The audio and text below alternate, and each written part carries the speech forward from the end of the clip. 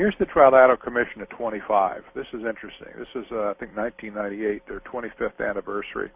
And this is just interesting to see, so you can see some real faces behind, behind the names and just behind the organization. You won't know who the two on the left are, the lady, the Japanese lady, and the tall gentleman standing with the bow tie on the left. And by the way, they're all congratulating each other with awards and plaques and who knows what else. They probably couldn't get anybody else to give them a lot of awards, so they gave themselves awards. But the three people on the right, you have a better chance of recognizing. The first person that that you would point to, and I'm just going to put a highlighter on this, the first person that you could point to, that highlighter doesn't work because it's the wrong color. I'll try this one here. This person here, of course, is David Rockefeller. And he's getting up in years, as you can tell. He's 10 years older now. And he's still kicking. He's still out there, still around. He's still the chairman of the Trilateral Commission, a very, very influential person. This person here you might recognize is Zbigniew Brzezinski. He's now in his late 70s, and he's still very active as well. Brzezinski was the prime or the head foreign policy advisor for Barack Obama during his run for presidency, and Brzezinski could well show up again in an administrative post within Barack's administration. This person here is a little bit less familiar to you. He's a giant of a man, by the way. You can see how he towers over David Rockefeller, and Brzezinski's not a short man either. But this is Paul Volcker, who was of course, the Fed chairman under Jimmy Carter. And we won't talk a lot about Paul Volcker. A lot could be said about him, but this man has made a lot of trouble over the years for our economy. So here you have, this is just the party that was going on, and you can see, get going here again, get my, there we go, get my selector back. All the names at the bottom here now. Peter Sutherland on the left is from Europe. He's a mucky-muck in the European Union. Staccato Ogata is from Japan, and she's a very powerful woman in the Japanese, in the Asian area. Now, skipping gears just a little bit, if you don't know who this man is, you need to know who he is. This is Robert A. Pastor, Professor and Dr. Robert A. Pastor. He's so far been given the ignominious title of being the father of the North American Union, or the North American Community, which of course hasn't been created yet. Doesn't mean they don't want to, but this man has been pushing for many years. He's the man behind the Security and Prosperity Partnership. He's written more about the North American community than any other scholar alive. He's kind of always kind of a latter-day version of a Zbigniew Brzezinski, if I might use that, drop that name in here.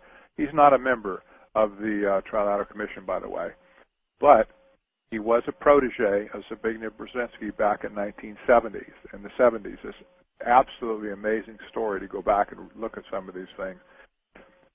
Robert Pastor was the executive director of the Lenowitz Commission. Some of you have no clue what the Lenowitz Commission was or what I'm talking about, but just follow along with me for just a minute. 7 out of 8 members of the Trilateral of the Lenowitz Commission were members of the Trilateral Commission. 7 out of 8. It was chaired, by the way, by Saul Lenowitz, who was chairman of one of the large global banks at the time. And this committee was the committee that wrote the policy to cede the Panama Canal to Panama. Sovereign U.S. property given away without the will of the people or even the will of the Senate. It was negotiated away by Jimmy Carter, a member of the Trilateral Commission, and by this heavily stacked commission that was stacked with members of the Trilateral Commission.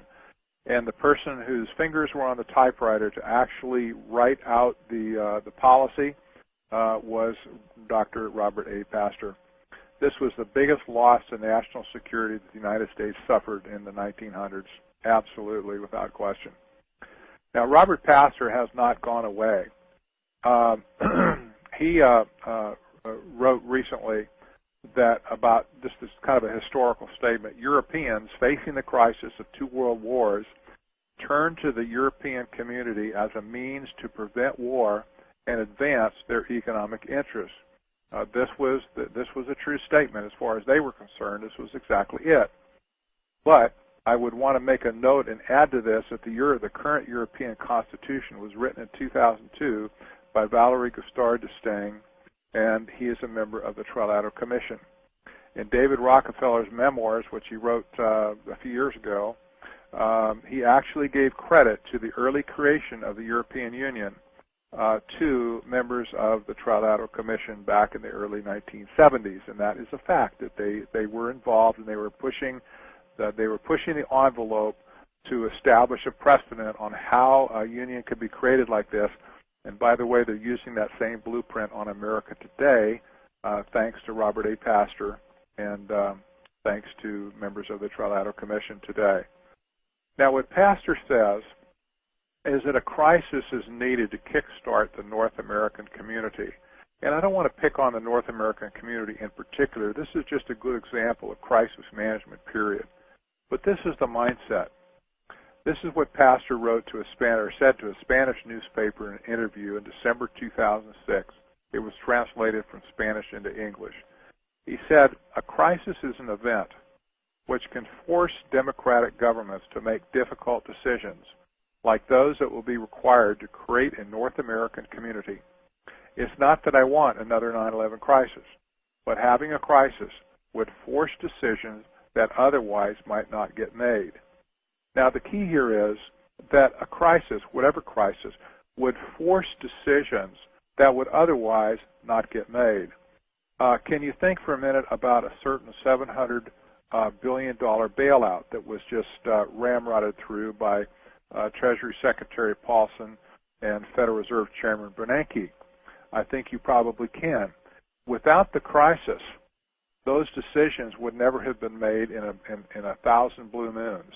But because of the crisis, we were forced into position to accept proposals that were beyond our control and seemingly were the only answer to our problems.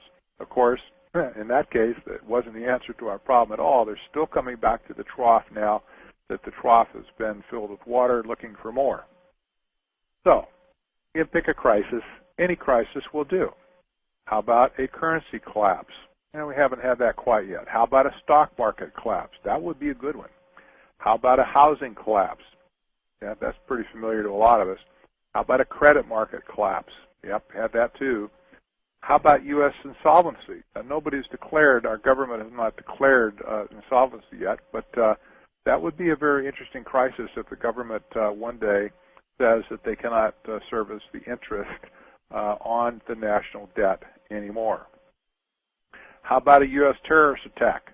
Well, that hasn't happened for a while, but that would be a good crisis. That would be a manageable entity.